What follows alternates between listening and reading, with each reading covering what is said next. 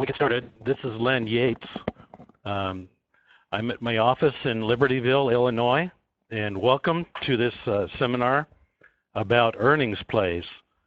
Here at OptionVue, we're still very excited about earnings plays, and we've invested quite a bit recently in software in terms of tools for trading earnings plays and a whole new module on a subscription basis for doing earnings plays.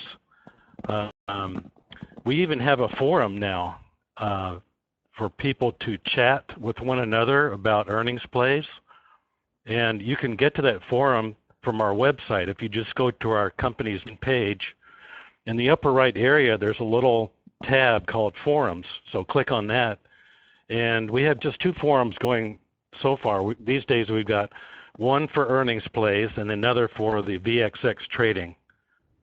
So this talk is going to be about earnings plays, and it's going to be somewhat the same as the one I gave a couple months ago, but I've got something new to show you this time, and I want to get to that pretty early on.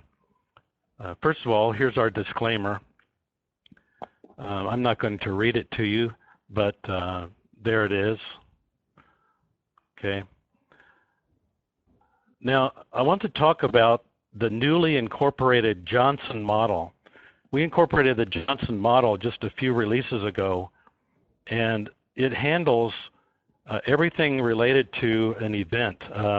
When a stock has got an announcement coming up, such as an earnings announcement, you know how the options are. They have a high volatility in the nearby, and then lower and lower volatilities as you go out in time.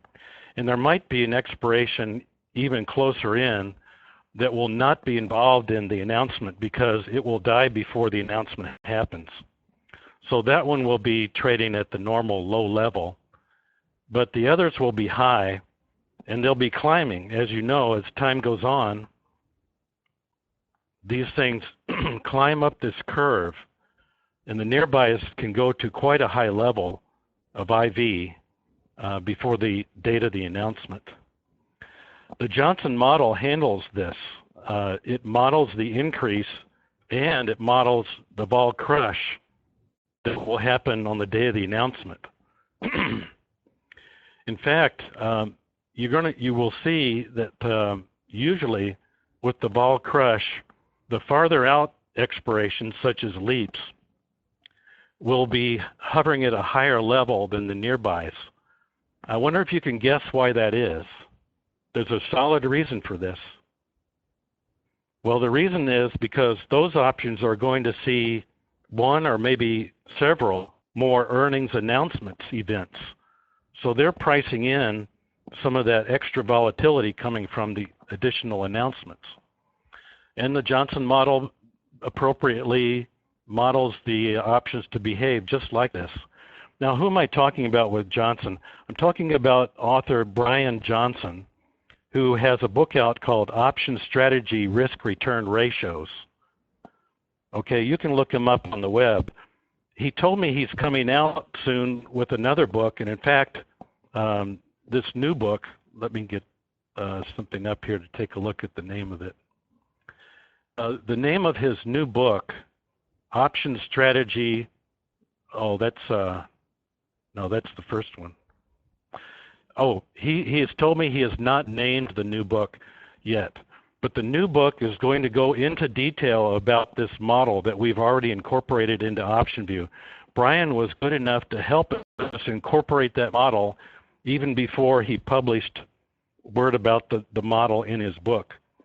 But this model is just, I have to say, revolutionary in terms of the way it helps us model earnings events. There was nothing like it before.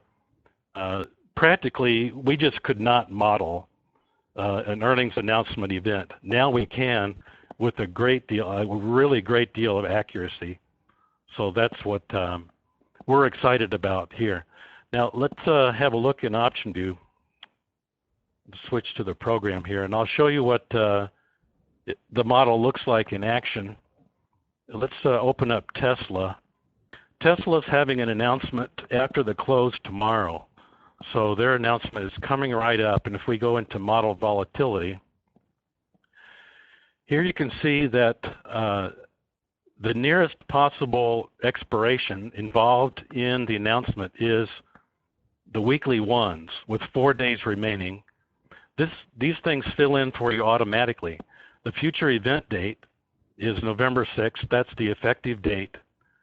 They're announcing after the close on the 5th, but the effective date is the 6th because that would be the day that the stock and all of its options react to the announcement. And then here you can see that the program is already modeling the vol crush because it's already dropped them down. To see it flip back and forth, I can just click these two buttons to show this is what the IV curve looks like right now. And with the crush, this is what it will look like as modeled by the program once the announcement is finished in 2 days from now. So the program knows that if you're projecting to short of announcement, that it needs to use this curve, and if you're projecting to announcement date or farther, that it needs to use this flattened out curve. And now this is taken care of for you automatically. Now, in this next section of the program, of my presentation, I would like to show you an interesting strategy to use when you're trying to play an earnings announcement and you believe the stock could jump to the upside or to the downside. But, you know, I've heard from many people that they really hate to buy a straddle because they're buying those really expensive options. Of course, I try to tell them it very often pays off even to do that, so you should. But here's an alternate approach I want to show you, and I want to take us back in time because I know how all the numbers turned out on this in the past. So let's go and open a price chart for Amazon. And Amazon announced just a few days ago, so theirs is already passed. And I'd like to take us back to the 22nd. And I don't know if you knew this, but you can just put the wand on the chart and then choose Back Trader, and the date's filled in for you. So we'll just go to there. Let's take the chart off. And then we'll open up Amazon's matrix. The strategy I'm going to be showing you is a double calendar. It's a calendar that involves out-of-the-money calls, and there'll be an out-of-the-money put calendar as well. So there'll be two calendars we're going to put on. And I want to walk you through the process that I like to use in finding a good instance of this. So I've just stepped to mid-morning of the day prior to announcement. And we've got our prices filled in. I like to use Trade Finder for this. I've been using Trade Finder more than ever before now that the Johnson model is doing such a good job of modeling these things. I want to let Trade Finder help me find the best calendars to use. Now, first of all, we've got to switch this to Amazon. Watch my steps now carefully as I do this, because if you're going to start doing this, you need to go through the same steps that I do. I click this one button to bring in Amazon, and now back to targets. The next step is to choose a bell curve, okay? And then the next step is to get the event date, okay? And now you're going to want to choose this new button to bring in a really high volatility. You need to bring in the stock price also. This is the old button, which brings in the normal low volatility. You don't want that, though. You want to bring in the high volatility because the stock is going to make an announcement. It's going to have a big jump. And this is a real decent estimate of the magnitude of the volatility associated with that jump. Now, you might be saying, now, wait a minute, Len. You're modeling this to happen with a large volatility, but I thought you were going to model the vol crush. Well, yes. When it comes to the IVs of the options, there is a vol crush. But right here, right now, what we're doing is we're telling the program that the underlying is going to have a great deal of volatility in the next 2 days, okay, or next 1 day. And this is reflecting the great deal of uncertainty that's involved with where the stock is going to go, okay? So that being done, let's click go. And let's see, oh, I should have shown you just a moment. I should show you that we're just looking right now for horizontal debit spreads called calendars. And I've put up $3,000 as an input here. Okay, with that ready, let's go. And we're going to find what the program suggests here is our best calendars. The column that I'm focused on here to start with is ER. We're ranking by ER, and I want to see if we can find a trade that has a really nice expected return just all by itself. In other words, you expect to make money in general with this position. Okay, so it did come up with one, and it does happen to be an out-of-the-money put spread. Let's analyze it. Okay. So this, you can see why it has a pretty large expected return, because if the stock drops just about how much, about 20% or so, you could make a lot of money. Okay, then the problem, of course, is that there are areas where you could lose pretty much all of your money if the stock moves to other areas. So people find this unattractive. I myself find it unattractive because it's like a gamble. If the stock does just what you want, you'll make a lot of money, but otherwise you lose your money. So it occurred to me in a case like this to add another calendar and to do it in the calls.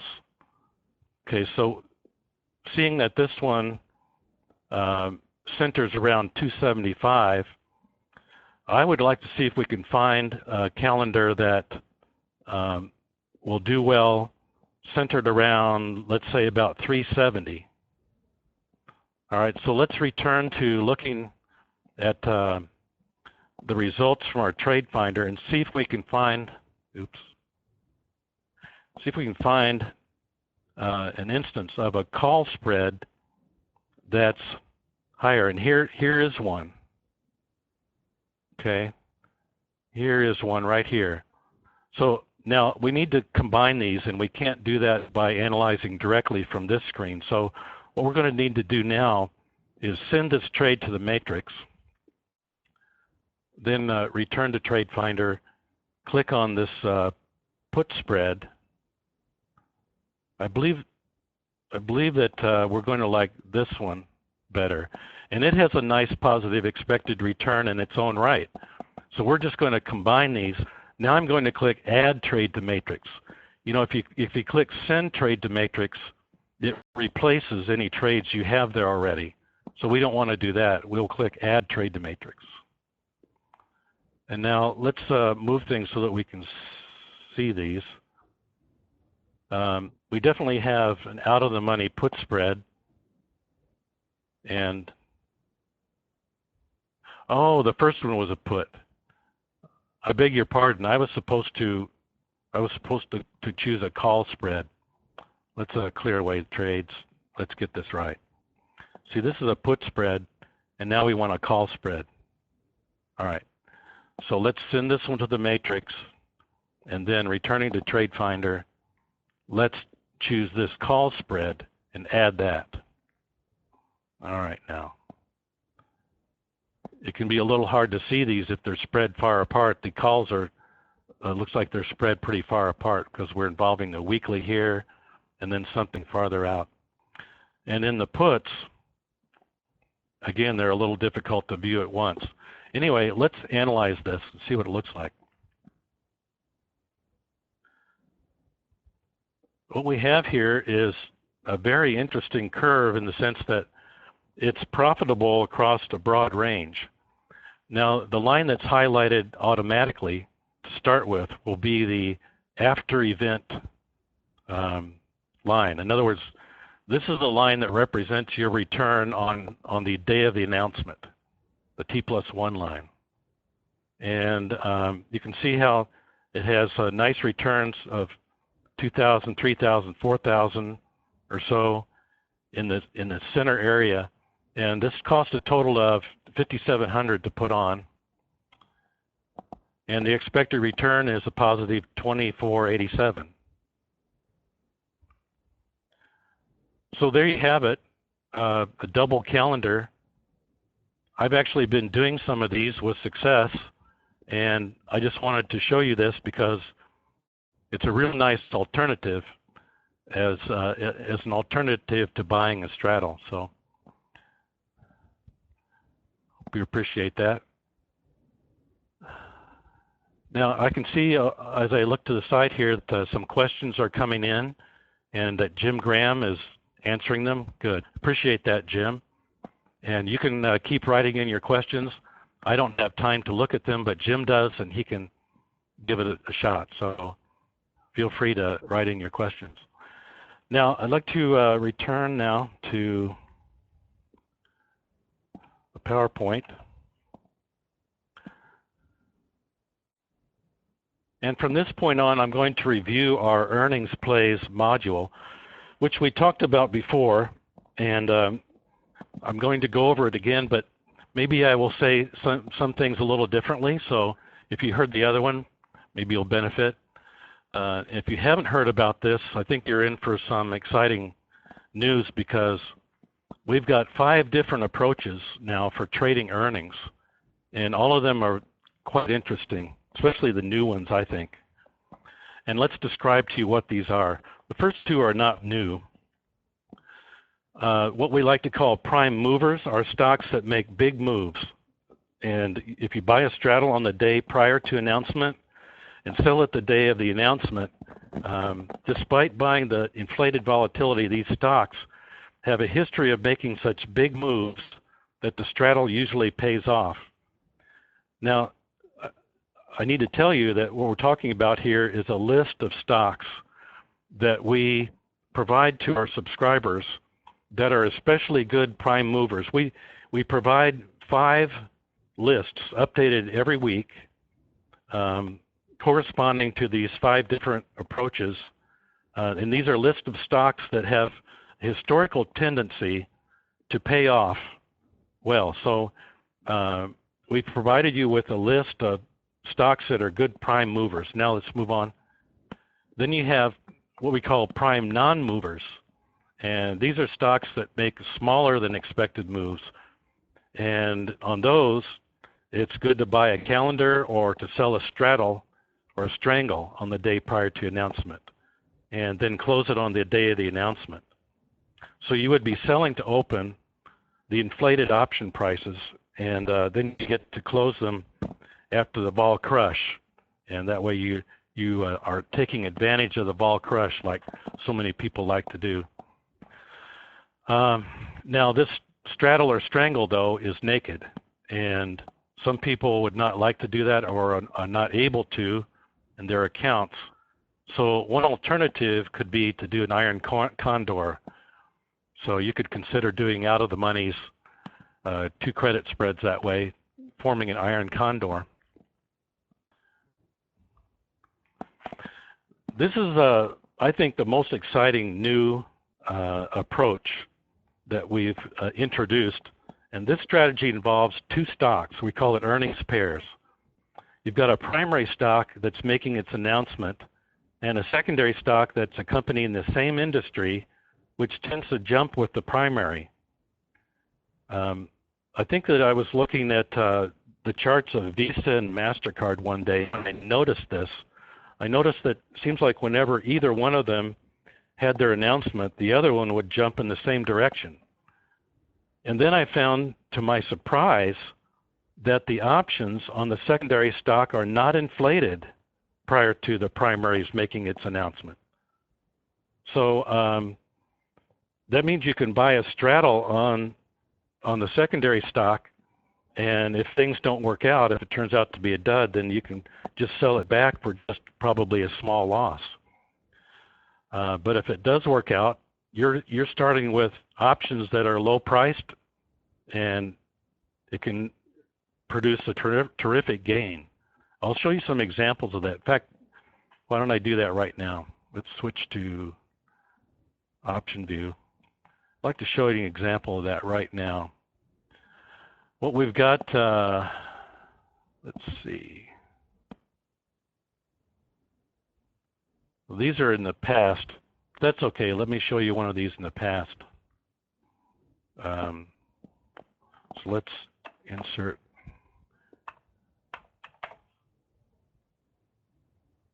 United Health Service and then HCA.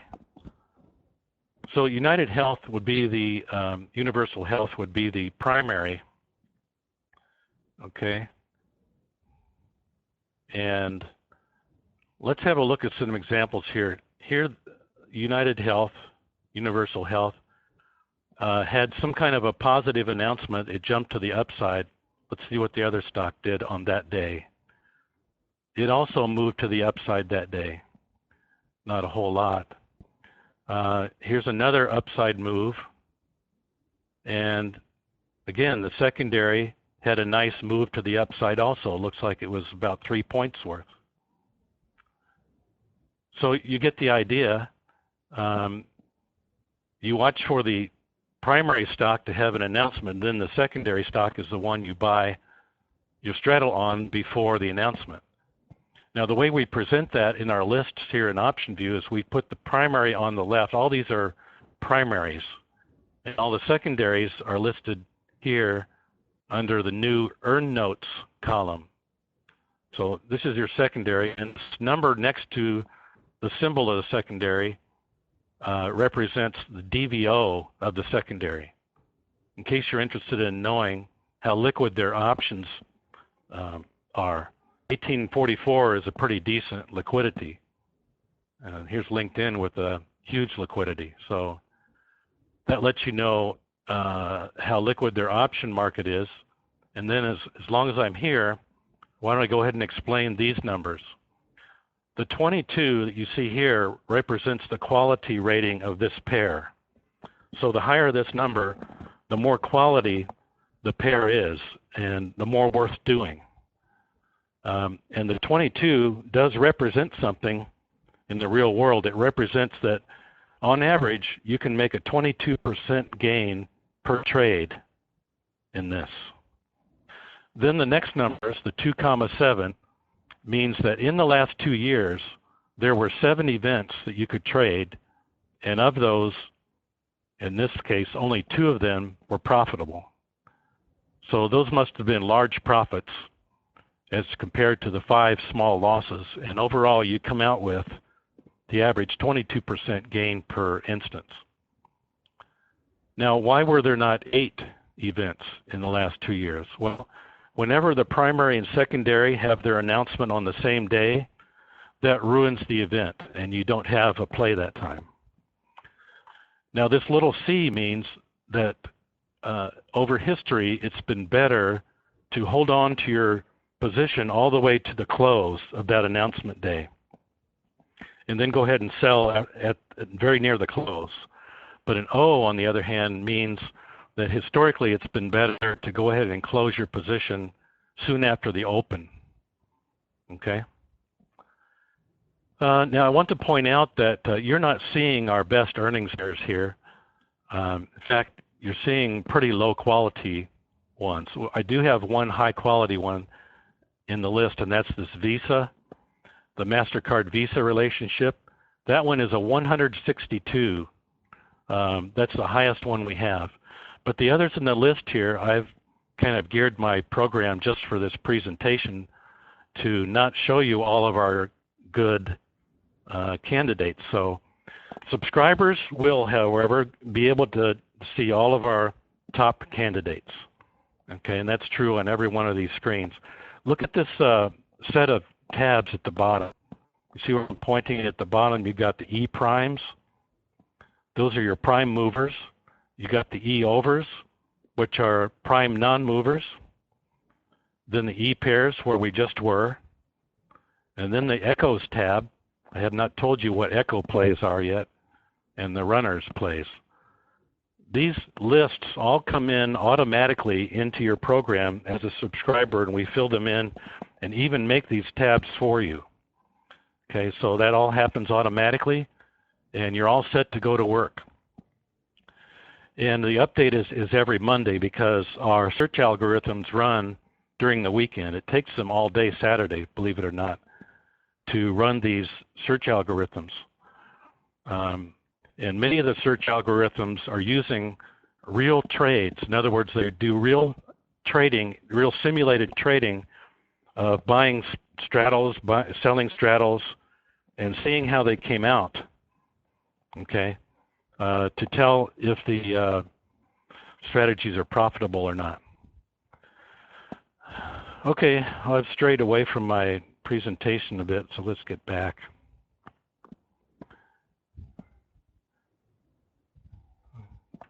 And I need a drink of water, just a moment.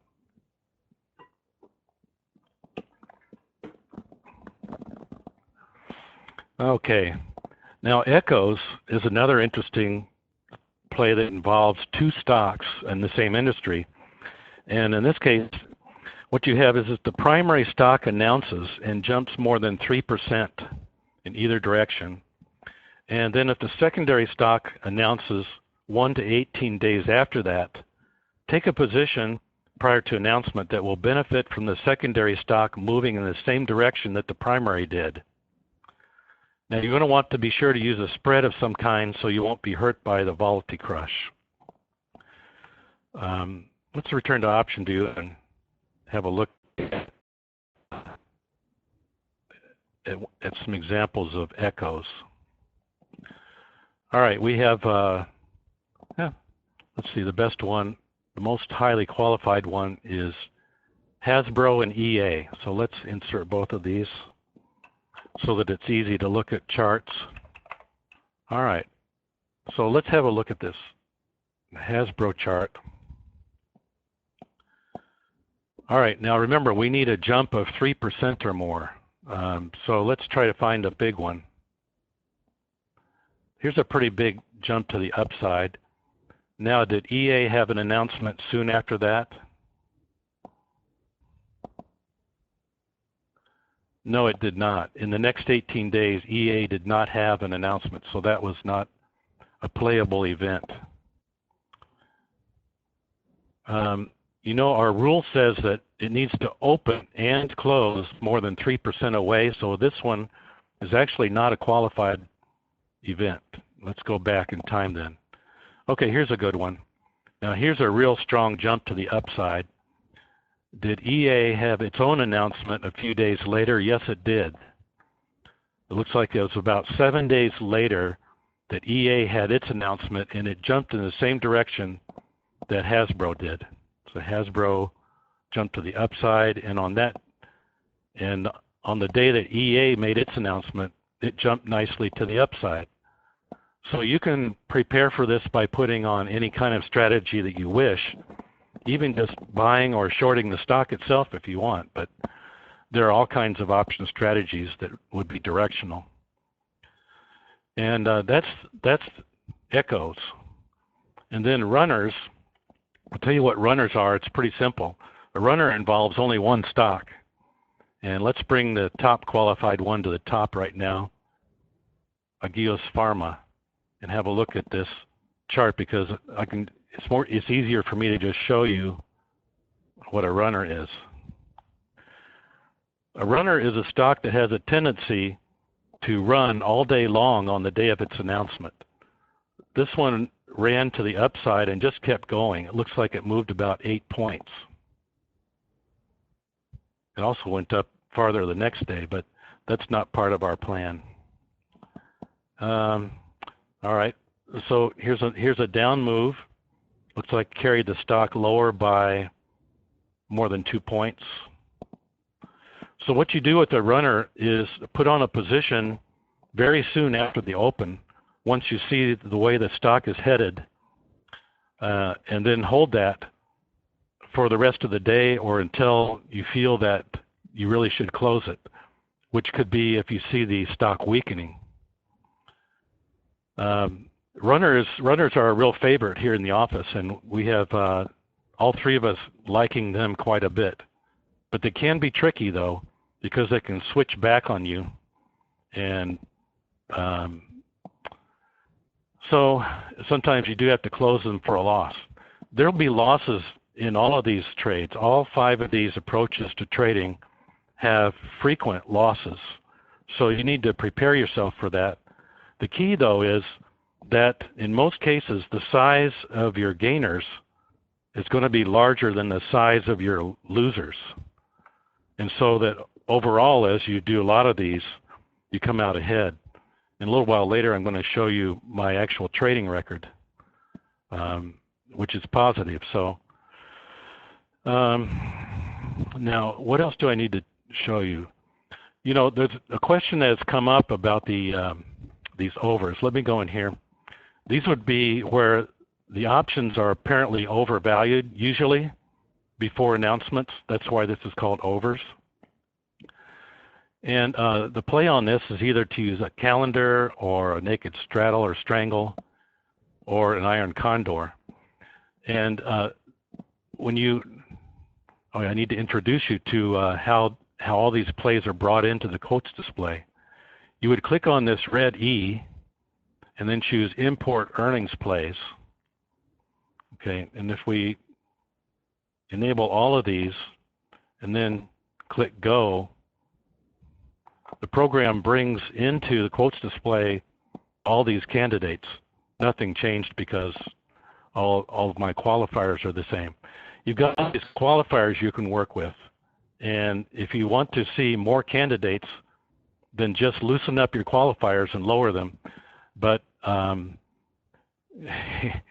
if you're getting tired of losses, then you can tighten up these quality ratings and decide to just play the more highly qualified candidates.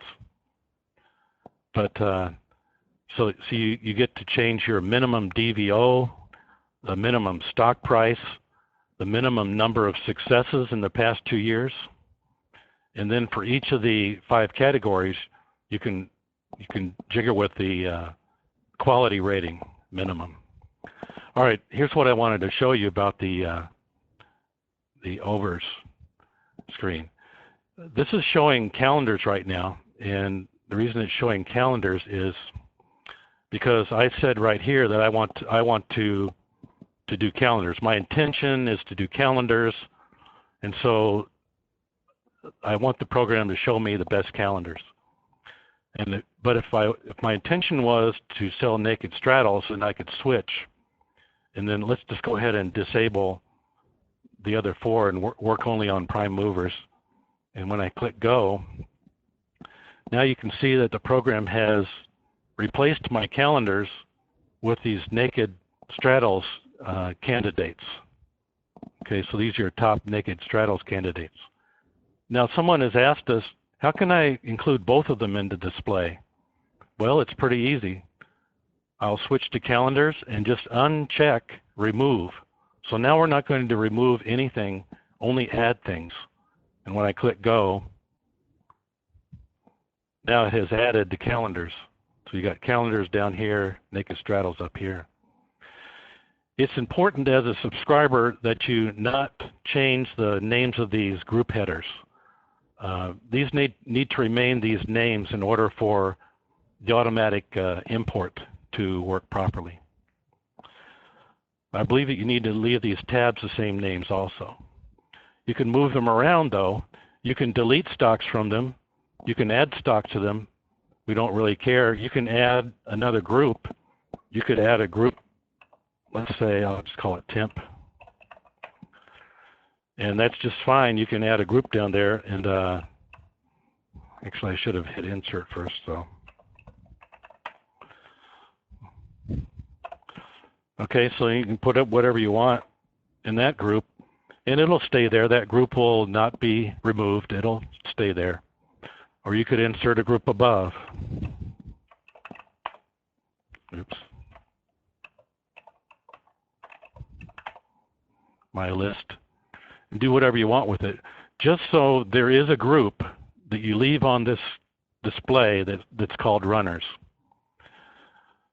Understand? Okay. Now, the earn date field is showing you both the BMOs, which means before market open, and the AMCs, which is after market close. So this stock announces on the 4th after the close. This stock, for example, announces on the 6th before the open. Everywhere that the program has an earnings date field, like in model volatility, that field will be the effective date of the announcement, which for a BMO is the same date, but for an AMC, it's the day after. And you can sort this column by right-clicking in the header area. Right where my cursor is right now, I will right-click, and that sorts these dates. Okay? So the very next ones to happen are at the top, and then at the bottom are the ones that are just now spent, just recently happened. At some point down the list, you're going to see a break. Let's see, where is that break? Right here's the break between the ones coming up and the ones that are spent. There will always be a break like that. But the way this sorts is, I think, the most useful way of doing this. You can also right-click in the Earn Notes field and have all these candidates sorted by quality. So now the quality rating dominates, and that's the basis for the sort now. There's still the notes field where you can hand enter notes. So that's there for you.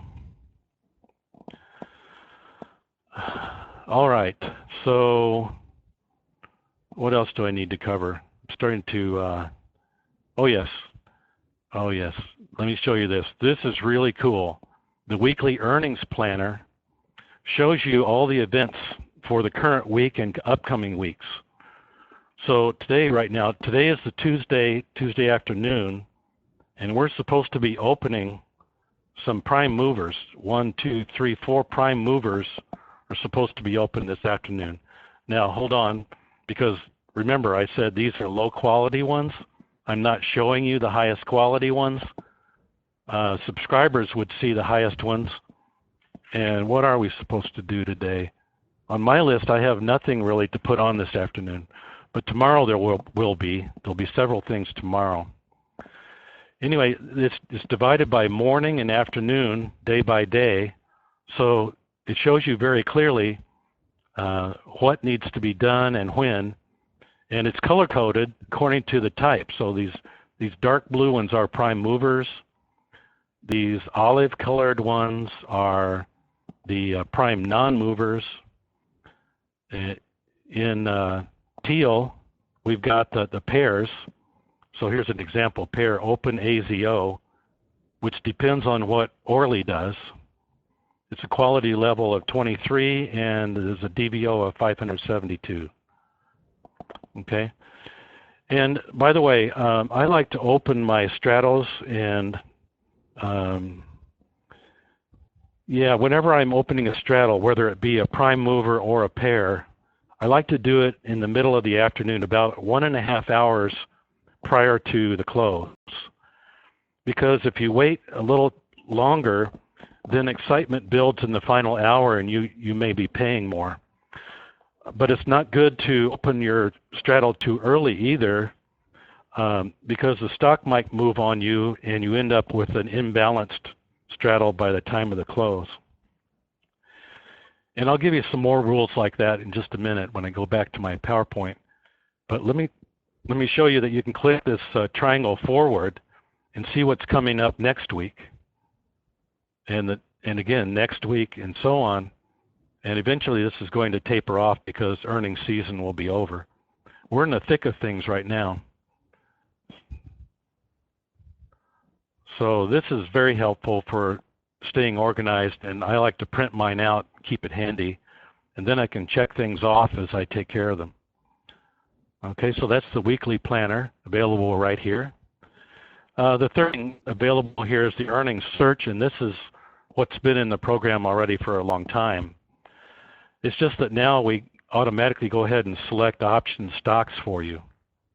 And we allow you to choose announcements that are coming up in the next 1 to 5 business days, which is a little bit more than we offered before. Anyway, this is not part of what's new, and this particular screen is available to everyone. You do not have to be a subscriber to our earnings plays module. For the other 2 items, the import and the weekly planner, those 2 are available only to subscribers. All right, now let's return to PowerPoint, and I've got a few more points to make. We've already talked about runners. Now, just so it's clear what the flow of information is here, when you're a subscriber to earnings plays, our server does the search algorithms every weekend, and they get sent to OptionVue as one of the daily files and kept locally then. And when you do the import, then they come into your quotes display. And every Monday it will remind you that there's a fresh new import available, so it'll prompt you to do it right away, which you can decline if you want. And then finally, from the quotes display, items go into the weekly earnings planner. I guess that final step is important to know, because if there's let's say there's a stock in your quotes display you don't really want to play, so delete it. And now it'll be gone from your weekly earnings planner as well.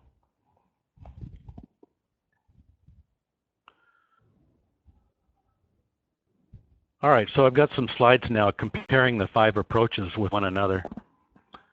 Just a moment.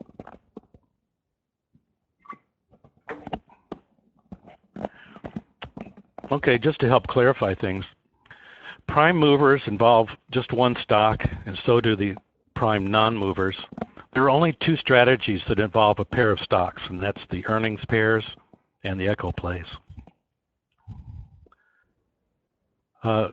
With prime movers, you buy a straddle or a strangle. With non-prime movers, you buy a calendar, or you sell a naked straddle or strangle, or a 9 condor. With pairs, you would buy a straddle or strangle. With echo plays, it's entirely up to you. Diagonals are interesting to look at when you're doing an echo play, because very often you find one that both takes advantage of the vol crush that's going to happen and is nicely directional. And with runners, it's user preference, but here in the office, we've been keeping it simple. As the stock is moving to the upside, we buy some calls, and if it's moving to the downside, we buy some puts. So that's how we've been playing runners. Okay, with prime movers, you're in one day, out the next. Same with the non-movers. Same with the earnings pairs. In fact, there's only one that's different, and that's runners, where you're in and out the same day. Okay. And in our search algorithms, I told you about simulated real trading with historical options prices, and that's what happens with the first 3 approaches. It's really time consuming, and the server grinds away on these for hours. But it's very important to do it this way, because you want to know whether it really pays off to buy the options and then sell them. The only way to find that out for sure is to simulate the trading. So that's how we do that. In echo plays, the search algorithm simply measures how well one stock seems to echo another. And then with runners, it's looking at the average percentage move from the open to the close. Okay, so the open could open a jump, but that doesn't matter if it opens a gap. What matters here is from the open to the close, what kind of a percentage move is usually made historically. Now, in the simulated trading, we use a fairly conservative approach to slippage, and so we see that between the bid and ask, when buying, we go 3/4 of the way towards the ask, and then when selling, 3/4 of the way to the bid. So that helps keep things realistic. The quality indicator is not always the same between the 5. In the first 3, the quality indicator is equal to your expected return. Okay, it's the amount that in recent history has been earned per instance in terms of a percentage. Then with echo plays, the quality indicator is really nothing tangible, and it's only relative to other echo plays. So you can't say that a high or low number there relates to anything except to the other numbers in that column. Then with runners, the quality indicator is the average percent move, again, from the day's open to the day's close. All right. Your weekly routine as an options earnings play person, your weekly routine is every Monday you get fresh data into your program and import it into your quotes display. And then you can use the weekly planner to view and print this week's trades.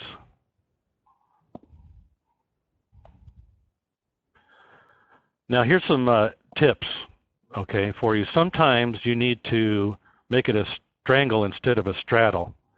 Take a look at these prices. If you study these prices for a few moments, you can see that it's not very easy to construct a balanced straddle. You're either getting a call that's more expensive than the put, or you're getting a put that's more highly priced than the call. And in a case like this, I recommend doing it out of the money strangle. Okay, these are just a little bit out of the money on either side, and that's how I would construct this one.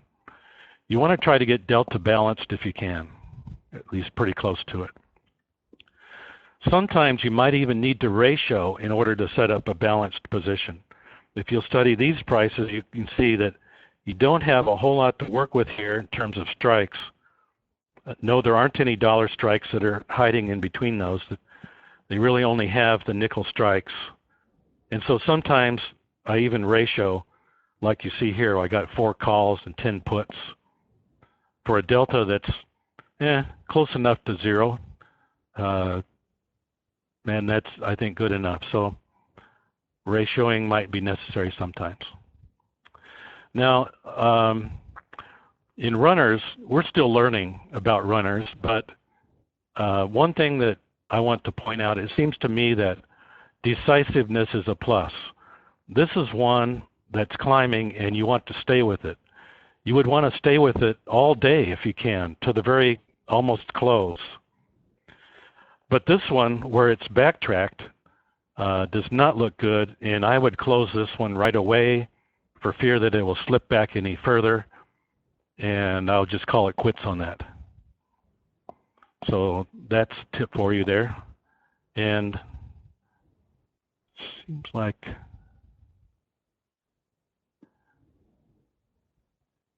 seems like some slides are missing. Where am I? Oh yeah, here we go. Yeah, okay, this is the good stuff.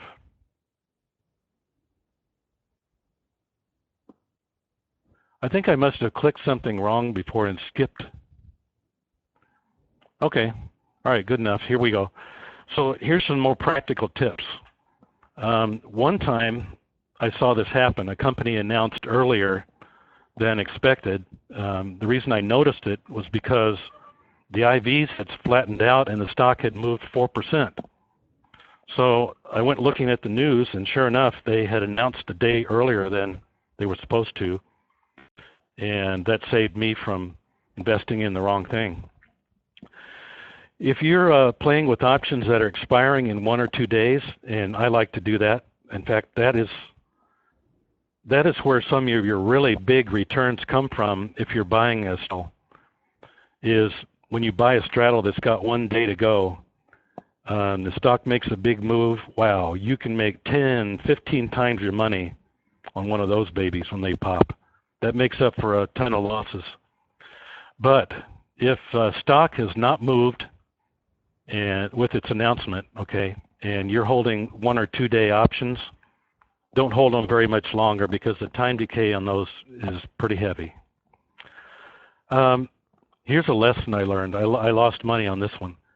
allow a BMO time to develop, because if the stock announces before the open in the morning, then it seems to me that it takes the analysts more than an hour to digest the news. And in that time, you may see the stock just sit there at the open and not do much. I gave up on a couple stocks one day that were like that. I gave up on them early, and that was a mistake because they developed slowly. By midday, I would have had nice big gains on those, and that's a mistake that I'll never forget. Allow BMO extra time to develop. It could take well into the day before the stock makes its move. Sometimes you'll have a situation where a stock is both a prime mover and a runner. How do you handle that? Well, it's not too difficult. What you could do is close the losing leg of your straddle and keep the winning side for the rest of the day. You might even go ahead and buy a little more of the winning side if you want. And that way you've turned your winning straddle into a winning runner. When you're closing out a position on its final day of trading, don't just look at the bid-ask. Also check the intrinsic value. This is very important. Keep this in mind, because you would not want to sell for less than intrinsic value. That would be stupid. You'd be giving the market maker money, and he'd be happy, but you don't have to do that. Here's an example. Here's a straddle that where the stock jumped to the downside, and now your puts are in the money and our calls are worthless. But look at this bid-ask, 1.22, 1.78. Now look at the stock price, 20.41. What is the intrinsic value of these 22 puts? I'll give you a second. You got it? It's 1.59. These options are worth 1.59 at least. Don't you dare sell for less than that. Okay? So that's something to watch for. You will often see this happen when you've bought a near straddle like this, and after the announcement, one side is deep in the money. And all you're going to get is intrinsic value, I can tell you. If you go in and try to get 1.60 from this market maker, he's going to say no. In my experience, he will not give you one extra penny. He will trade with you at the intrinsic value.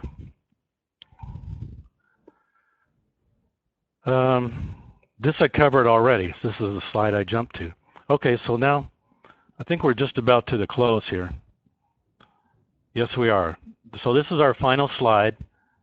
We want to announce that there's a special going on. Earnings Plays is a $2,400 annual subscription, and you can contact us and get started. But the special that we're offering for the remainder of the month of November is VXX trading or OpScan or Discover Options coaching for half price. Okay, so I would encourage you to take advantage of this offer. You can call in and speak to a rep and get signed up today. But the Earnings Plays stuff is exciting, it's interesting, it's engaging, quite the opposite of some other approaches like the VXX trading, where yes, VXX trading is a very powerful and good way to make money, but it doesn't engage you all the time, and it's frankly kind of boring. So the Earnings Plays thing is an interesting thing to do, and there's buzz in the forum.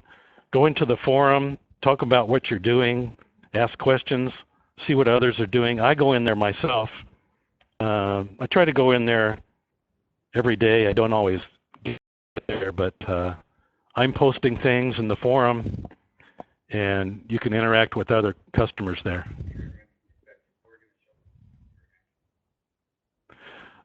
Someone just reminded me I was going to show some results from my actual trading.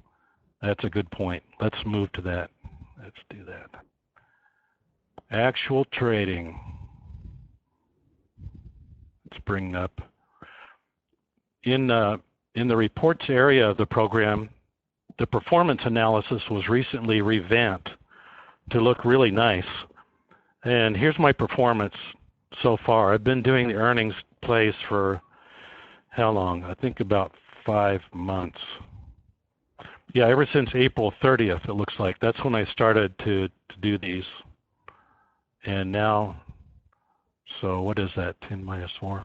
About 6 months worth of trading. Echoes are not working for me, and I don't do them anymore. When you click on this, you can see that I did 5 trades, and all 5 of them were losses. And I don't know why that is, and it's very surprising to me because it looks so compelling when you're looking at the charts. But I'm giving Echoes plays a rest. And in fact, if we take those out, I'd like to take them out just temporarily. Now you can see I'm doing pretty well. And this is the way I look at it. If I'm not doing the echo plays anymore, then I should be able to continue to do well. This is $6,000 gained. My typical trade during this time has been between 1,000 and 1,500 per trade. And so you can see I've got good results from the prime movers and pretty small results from the others. The pairs is a little surprising to me, and I think that's going to turn around. The problem, probably the biggest problem, okay, well one problem with the pairs was I told you I closed my BMOs too early. That cost me $2,000, so this should be $2,000 better. This category should. The other thing is, in the pairs, I have not seen us have a very big pop yet. And just one big pop would really do this category wonders. And so we're still looking forward to seeing something pop bigger than the average. So these are my results. And I guess I don't have much more to say about them. Oh, I know what I could tell you. How do you get this display to come up? Okay, people might not know how. Let me show you. You need to open the log. When you're in the T-log, there's this relatively new button I'm pointed at right now called Manage Custom Classifications. Click that button, and you get to make up your own names for categories, classifications of trades. Okay, and you can make up as many as you want and name them anything you want. You just type a name here and click Add. Once you do this, once you make your list of categories, then as you do your trading, you need to take a moment and classify a trade. Okay, so you just got to classify. You just have to be diligent to classify every one of your trades, and then with that done, you can see that I've classified.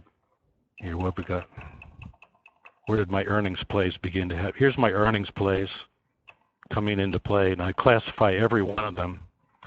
So once you do that, then when you open reports and go into performance analysis, you could get this wonderful display. And maybe as you noticed, if you click on one of these, then it highlights with a box, and then all the numbers here in the right pertain to that just one category. Click it again to toggle it off, and now the numbers pertain to all categories put together. Okay, well, I sure appreciate you listening, and that's about it for today. I hope you have happy trading. And, oh, I got to tell you, the Johnson model has totally transformed the way that the program can handle earnings plays. And from now on, when you see a graph projecting what's going to happen with one of these earnings plays into the future, you can really count on it. And that's what I have been doing. I've been counting on it. And I've actually been keeping records. I'll take a snapshot. I'll print out a graphic analysis. And then after the event has happened, I'll check to see whether the gain or loss came out to be close to the line that the program was predicting, and they've been coming out very close. So it's nice, very nice. Anyway, As you can tell, I'm excited, I'm interested, and I hope you will enjoy doing earnings plays with us. Okay, bye.